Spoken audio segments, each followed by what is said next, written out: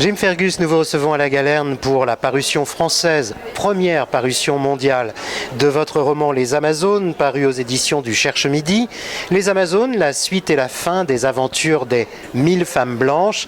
La question première que je voulais vous poser, c'était de savoir comment vous aviez construit ce roman. Alors moi je construis pas du tout mes romans. Je commence à écrire et je laisse un peu mes personnages de me faire voir le chemin. Et je fais pas, j'écris rien avant. J'ai fait des petites notes dans mes cahiers un peu pour les personnages ou les trucs comme ça. Mais pour l'histoire, je sais, moi je suis comme un lecteur. Je connais comment ça va aller.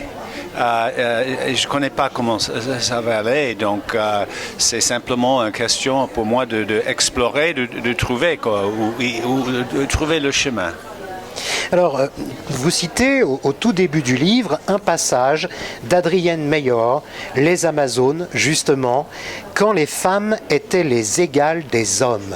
C'est une question importante pour vous ? Oui, en fait, je trouve que ce roman, il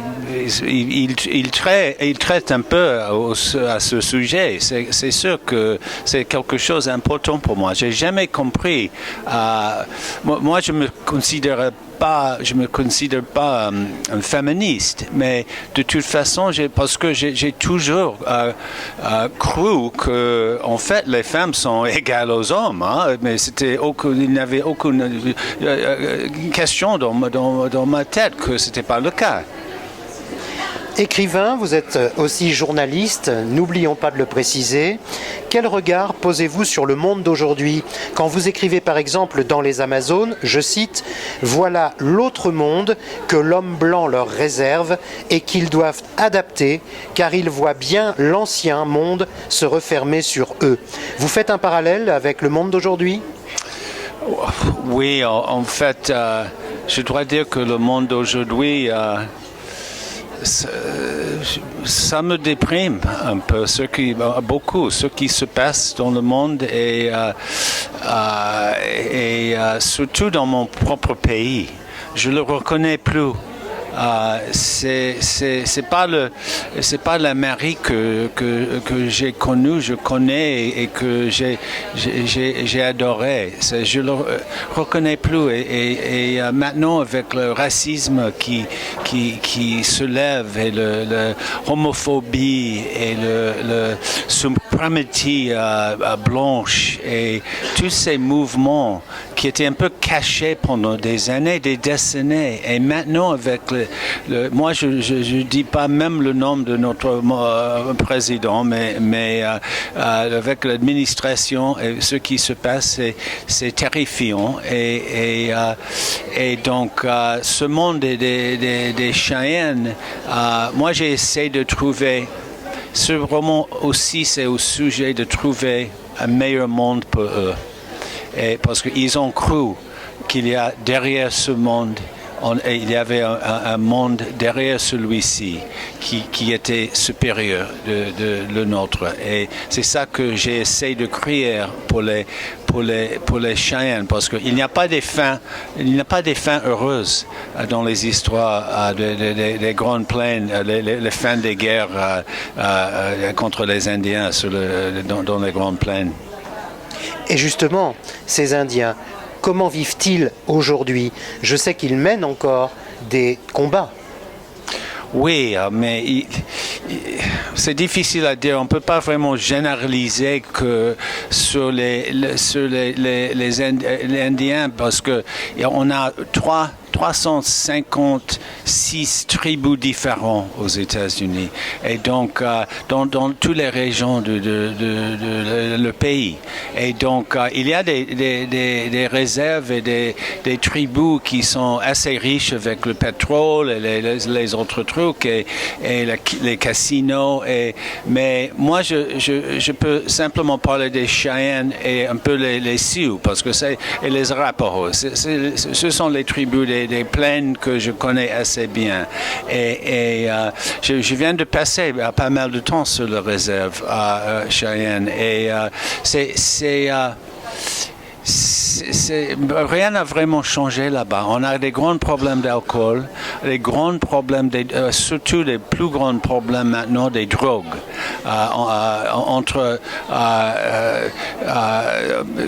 parmi les jeunes. Et c'est vraiment... ils n'ont rien à faire sur la réserve.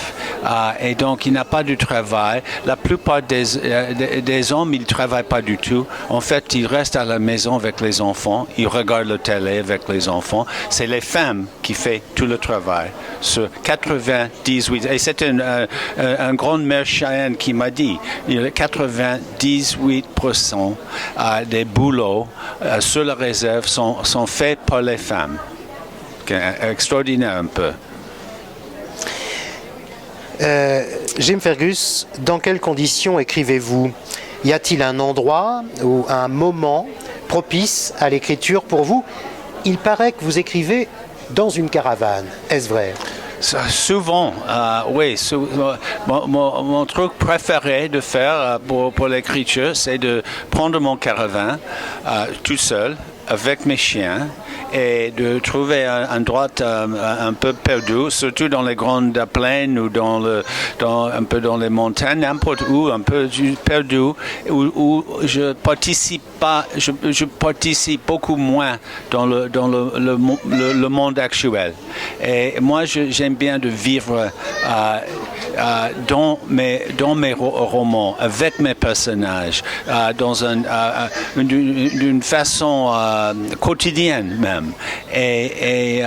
Donc, je dois dire que je ne suis pas très bonne compagnie pour mes amis ou pour ma femme, c'est sûr, mais de toute façon, c'est comme ça que j'habite dans mes bouquins. Pour terminer cet entretien, je voulais savoir si vous aviez un livre à conseiller à ceux qui nous regardent et nous écoutent. Alors, il y a tellement de livres que j'adore, mais récemment, j'ai relu Madame Bovary et Flaubert, que j'adore. C'est un de mes romans préférés. Et j'adore Flaubert. Et comment on dit, l'éducation sentimentale aussi. Et l'autre, je dirais, c'est Anna Karenina de Tolstoï. Parce que c'est fascinant pour moi comme il décrit ces hommes, il décrit la vie des femmes. Et moi, j'ai pris beaucoup d'inspiration, j'ai beaucoup appris, en fait, de ces deux écrivains, des grands écrivains. Merci beaucoup, Jim Fergus, pour cet entretien et félicitations une nouvelle fois pour votre excellent français. Merci beaucoup.